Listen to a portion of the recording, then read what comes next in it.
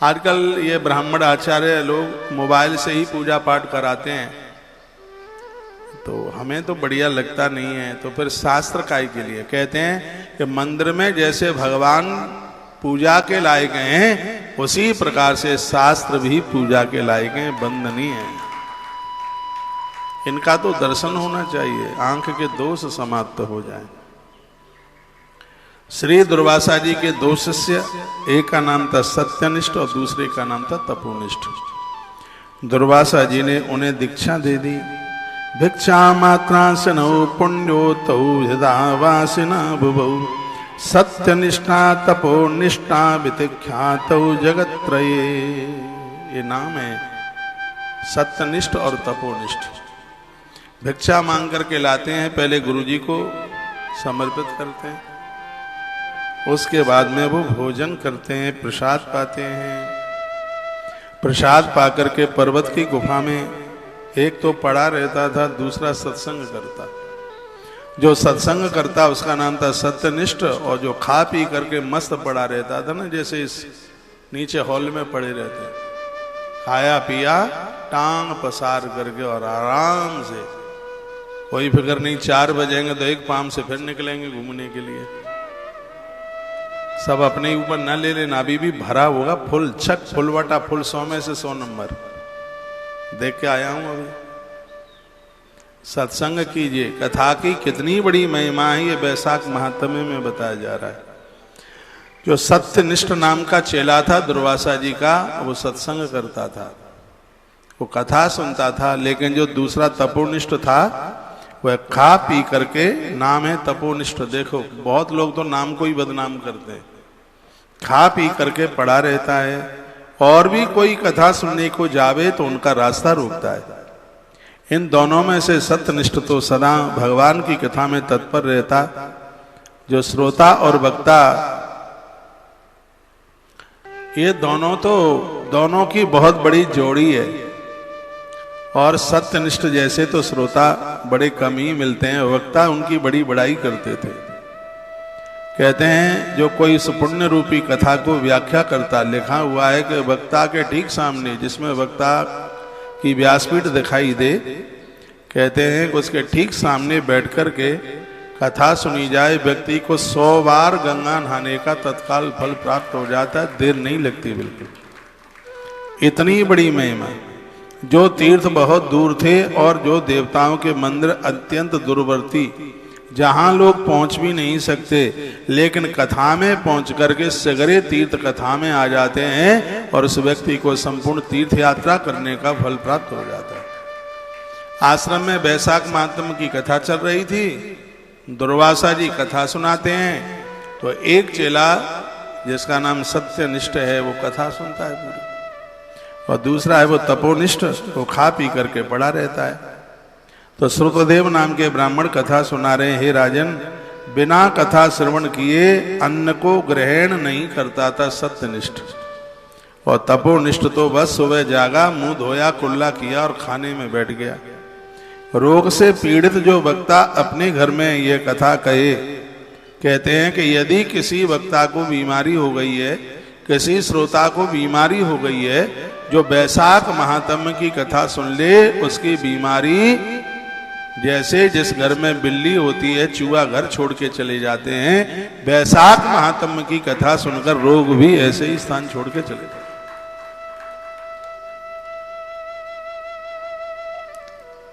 श्री दुर्वासा जी महाराज कुएं के जल से स्नान करके वो कथा सुनाते हैं।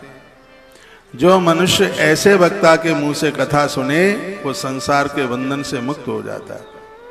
लिखा है, वर्णन किया गया है, वो संसार के बंधन में बनता नहीं। कथाम वही सुनतम पुंसो जन्म बंधो न बद्धते।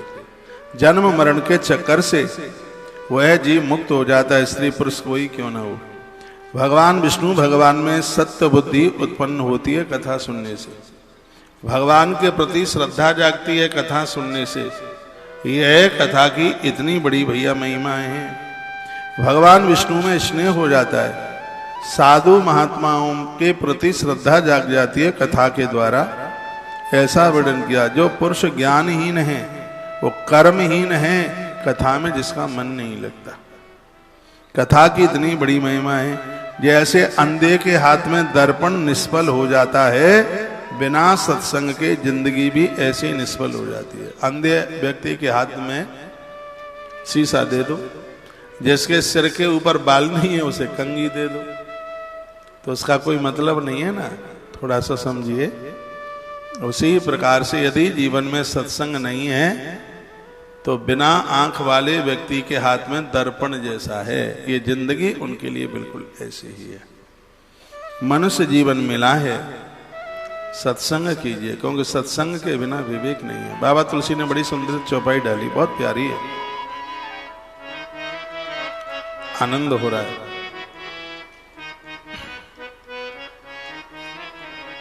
पूरा वैशाख महात्म्य सुनना है, कितने भी जरूरी काम में हो।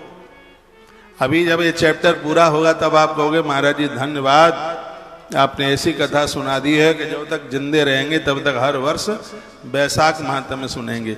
मैं भी जब तक धरती पर रहूंगा तब तक हर वर्ष वैशाख महात्म्य सुनाऊंगा।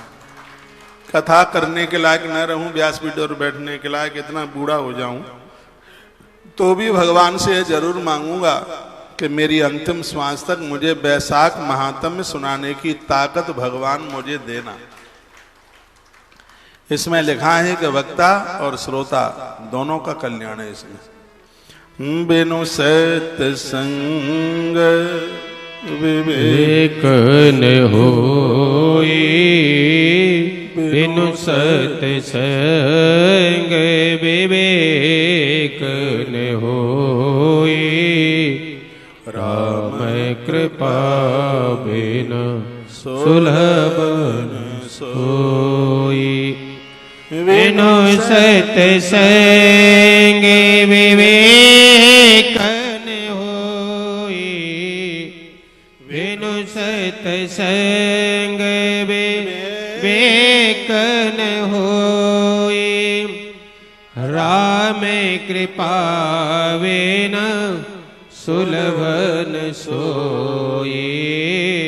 श्री राम जय राम, जय जय राम, श्री राम जय राम, जय जय राम। बोलिए शंकर भगवान की जय हो। तो सत्संग की इतनी बड़ी महिमा है। जैसे हम अपने प्राणों से प्रेम करते हैं, वैसे ही सत्संग से प्रेम कीजिए। आजकल तो विज्ञान का युग है, रात को 12 बजे भी टीवी खोलोगे तो आपको कहीं न कहीं कथा चलती हुई दिखेगी। अपने टाइम को वेस्टेज मत कीजिए, खत्म मत कीजिए, इसका सदुपयोग कीजिए। कथाम में सुनतः पुंसो जन्म बंधु न विद्यते, ये क्या लिखा हुआ है?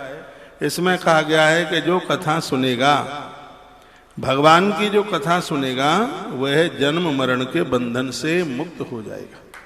ये लिखा है। सत्य शुद्धि तदो विष्णु बरे तेज गच्छन्ति, रतिश्च जायते विष्णु स्वर्दम चैव साधुषु। 14 नंबर का बड़ा पवित्र ये श्लोक है, और इसमें वर्णन किया गया है, कहाँ गया 14 नंबर। विष्णु भगवान में सात्विक बुद्धि हो जाएगी, भगवान विष्णु की फेरी उनके घर में होगी, साधु महात्माओं में दृढ़ता उत्पन्न होगी। ये वर्णन किया गया। जो वह पुरुष ज्ञानहीन है, वो कर्महीन है, सत्संग में जिसका मन नहीं लगता, यह वर्णन किया गया है। कहा जाता है कि घर में दिया जल रहा है तो भी आपके घर में अंधेरा है। ये तो बिल्कुल दुर्भाग्य की बात है। दिया घर में है जलता हुआ और अंधेरा है, तो इसका मतलब है कि दिया सही जगह पर रखा नहीं है। लगता है कि दिया कहीं खम्भे की ओट में रखा है। समझ रहे हैं? थोड़ा सा ध्यान दीजिएगा। दिया ऐसी जगह पर रखा है जिसकी रोशनी ठीक से आ नहीं पा रही है। पहले की माताएं बड़ी होशियार होती थी, एक ही दिया होता था, रसोई में भोजन बना रही है, सामने के बरामदे में बच्चे या पति भोजन करने के लिए बैठा है, तो वह दिए को ठीक बीच देहली पर रख देती थी, देहली पर। और तो अंदर भी उजाला रहता, बाहर भी उजाला रहता। तो वर्णन किया गया है कि शरीर की जिह्वा एक देहली का ही स्वरूप है। इस पर रखिए भगवान का नाम, कानों में रखिए भगवान की कथा, आंखों पर रखिए भगवान का चित्र, ये चीजें होंगी तो चरित्र मिलेगा, जीवन का उद्धार होगा, कल्याण होगा। भगवान की कथा के बिना बिल्कुल भी रहना नहीं है। बहुधा श्रवणम ध्यानम मननम सुतनोदितम यत्र विष्णु कथा नास्ते यत्र साधु जना नहीं। कोई कितना भी बड़ा साधु हो, जटाएं इतनी लंबी हो मेरे पास से आपके पास तक, कितना भी बोल वाला हो, यदि उस महात्मा को सत्संग प्रिय नहीं है तो उसकी साधुता खंडित है। ऐसा श्रुतदेव बता रहे हैं। सत्संग के प्रति बहुत भावना होनी चाहिए। हमने तो यहां तक ग्रंथों में पढ़ा है कि आप जप करते हैं, आपका कोई नियम है जप करने का, इतना जप करना ही है। और गांव नगर में कहीं कथा हो रही हो और आप दौड़ पड़े कथा के लिए और आपका जप छूट जाए, संकल्प कभी खंडित नहीं होता।